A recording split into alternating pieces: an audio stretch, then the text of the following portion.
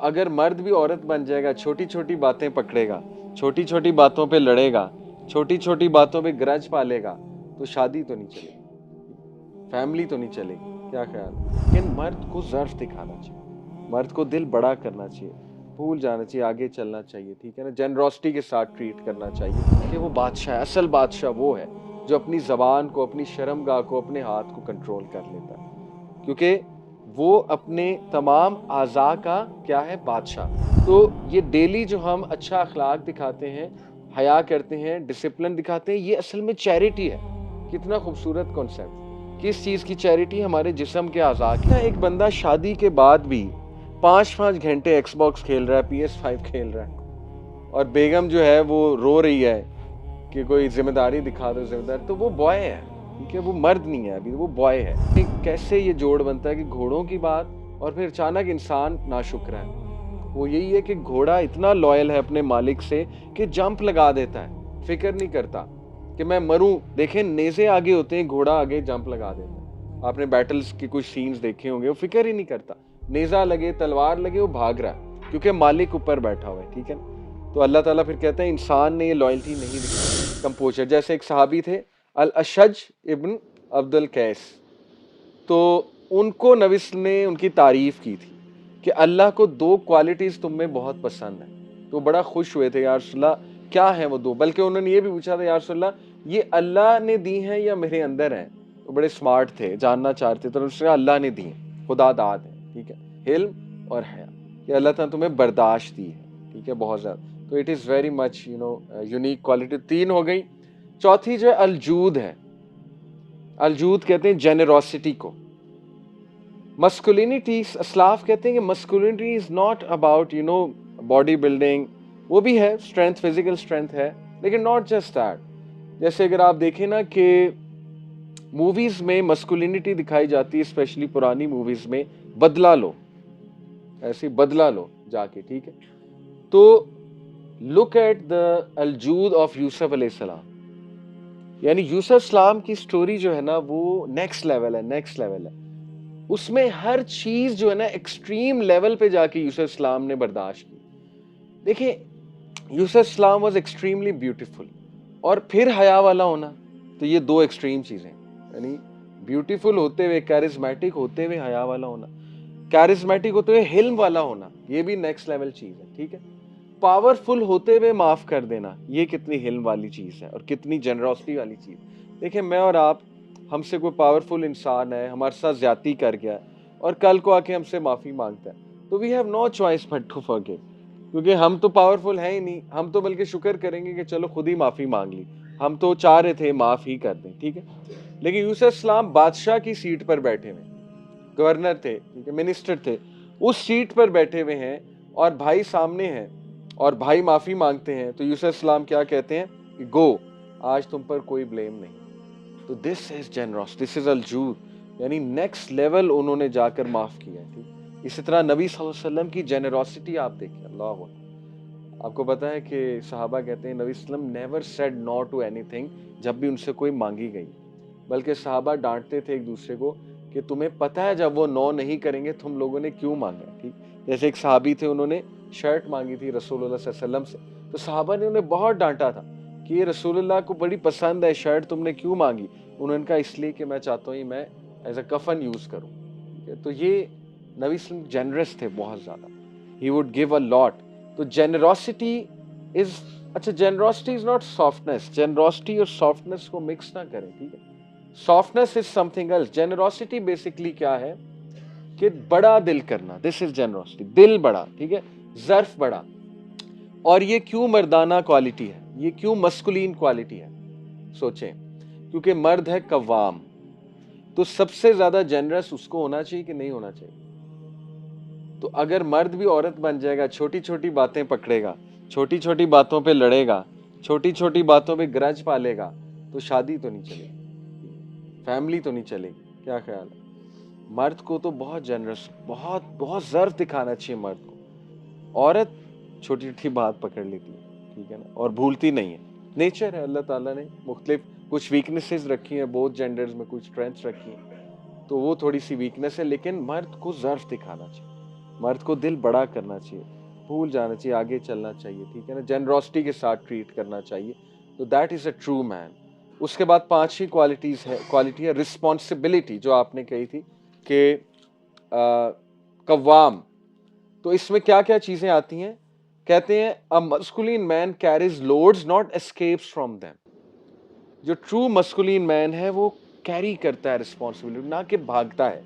और क्या क्या उसमें साफ आते हैं? He protects, he provides, he leads, he mentors, he stands up for the weak and he keeps his promise. देखिए मूसा इस्लाम stood up for the weak, वो जो इसको मुक्का मारा था वो किसी वीक को तंग कर रहा था ना, तो दैट शोज के he was a masculine man.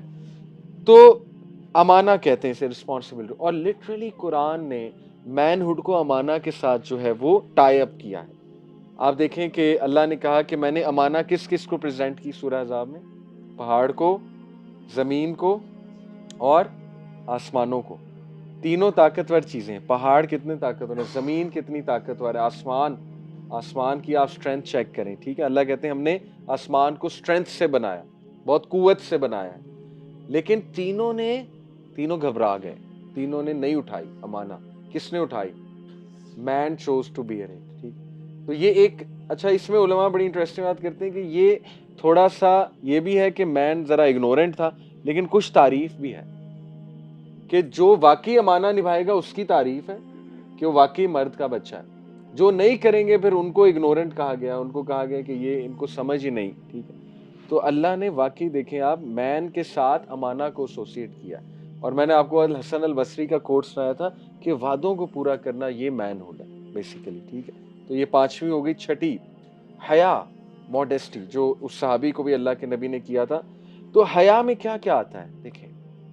एक सहाबी थे, उनको उनके दोस्त छेड़ रहे थे, जैसे दोस्त तंग करते हैं आपस में, कि ये बड़ा शर्मीला है। तो नबी सल्लल्लाहु अलैहि वसल्लम वहां से गुजर रहे थे, आपने सुना होगा। तो अल्लाह के नबी ने क्या नसीहत की थी कि इसको मत तंग करो, क्योंकि शर्मीलापन is part of faith, modesty is part of faith. वो शर्मीला किस सेंस में थे? औरतों के सेंस में। इस वाक्य में आते हैं औरतों के हवाले से शर्मीले थे बहुत ज्यादा। तो अल्लाह के नबी ने तारीफ की उसकी। आपको पता है रसूलुल्लाह के बारे में क्या आता है? ही वॉज मोर शर्मीला देन अ वर्जन।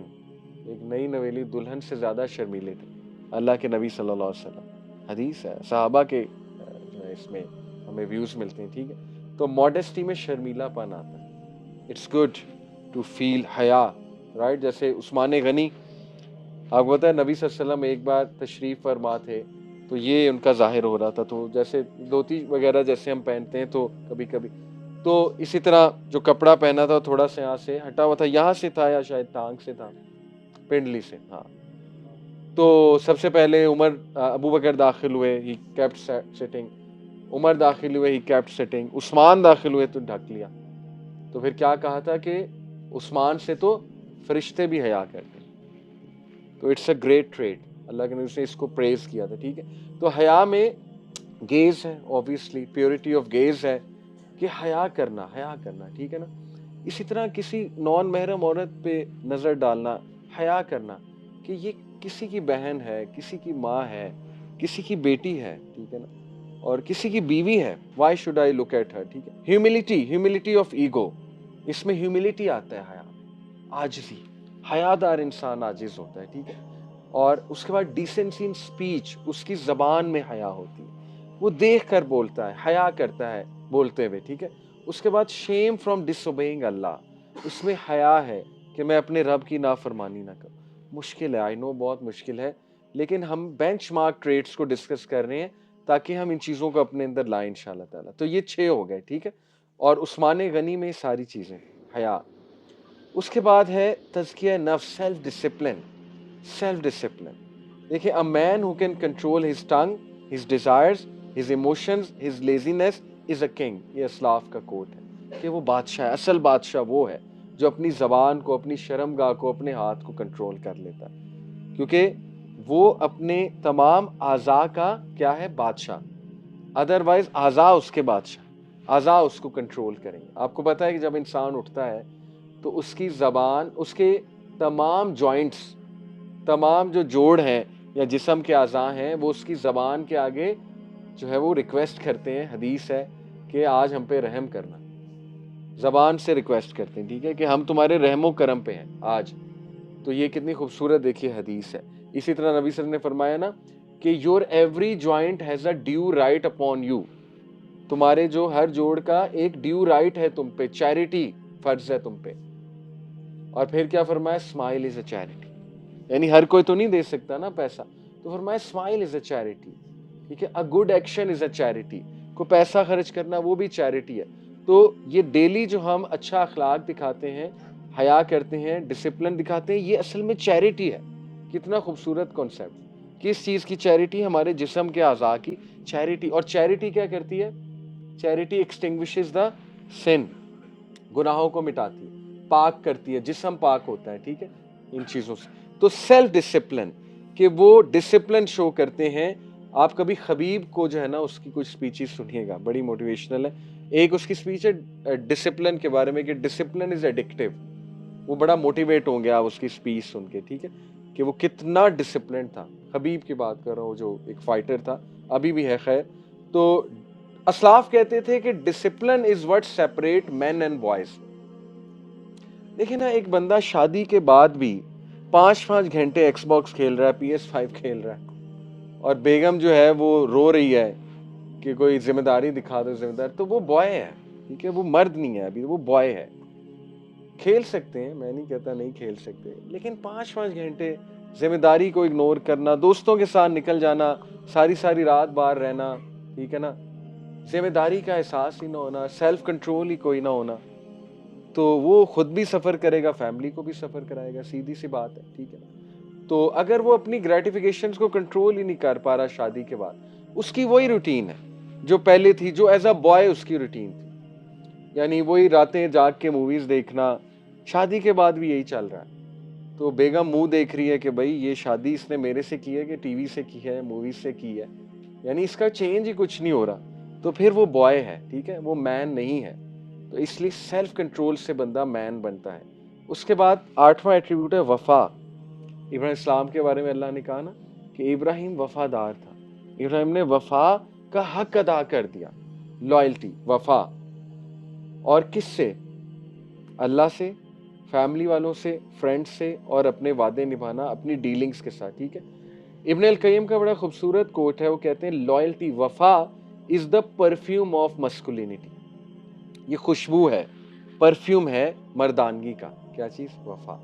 तो आप देखें सबसे वफादार, जो घोड़ा बहुत वफादार है, इसलिए घोड़ा बड़ा मस्कुलिन जानवर लगता है ना। अगर मैं आपसे मस्कुलिन एनिमल्स का पूछूं, तो घोड़ा सबसे पहले आपके माइंड में आए, यानी उसकी चाल, उसका भागना, उसके मसल्स, उसकी लेग्स चेक करें आप, ठीक है, तो उसमें वफा बहुत है घोड़े में। वल आदियाती ज़बहा फल मूरियाती क़दहा फल मुगीराती सुबहा, अल्लाह ताला ने कहा ना कि ये जो घोड़े हैं, ये किस तरह चिंगारी, वो जब ये चलते हैं चिंगारी निकलते, फिर भागते हैं, फिर अटैक करते हैं। और उसके बाद अल्लाह ने क्या क्या, इन्नल इंसाना लिरब्बिही लकनूद। अब देखिए कैसे ये जोड़ बनता है कि घोड़ों की बात, और फिर अचानक इंसान नाशुक्र है। वो यही है कि घोड़ा इतना लॉयल है अपने मालिक से कि जंप लगा देता है, फिक्र नहीं करता कि मैं मरूं। देखें नेज़े आगे होते हैं, घोड़ा आगे जंप लगा देता है। आपने बैटल्स की कुछ सीन्स देखे होंगे, वो फिक्र ही नहीं करता, नेज़ा लगे, तलवार लगे, वो भाग रहा है, क्योंकि मालिक ऊपर बैठा हुआ है, ठीक है ना। तो अल्लाह ताला फिर कहता है इंसान ने ये लॉयल्टी नहीं दिखाई, घोड़ों वाली लॉयल्टी, घोड़ा ज्यादा लॉयल है अपने मालिक के साथ। तो बहुत खूबसूरत है सूरह आदियात। ओके, वफा, लॉयल्टी, 2 3 रह गए। उसके बाद असलाफ ने बसीरा, अल बसीरा, विजन, विजन होता है उनका, ठीक है ना, यानी रियल मैन वो है जो बड़ा सोचता है। और ये भी कैसे आएगा, ऐसे लोगों में बैठ के जो बड़ा सोचते हैं। किस हवाले से बड़ा सोचते हैं, देखिए राइट राइट चीजों के बारे में।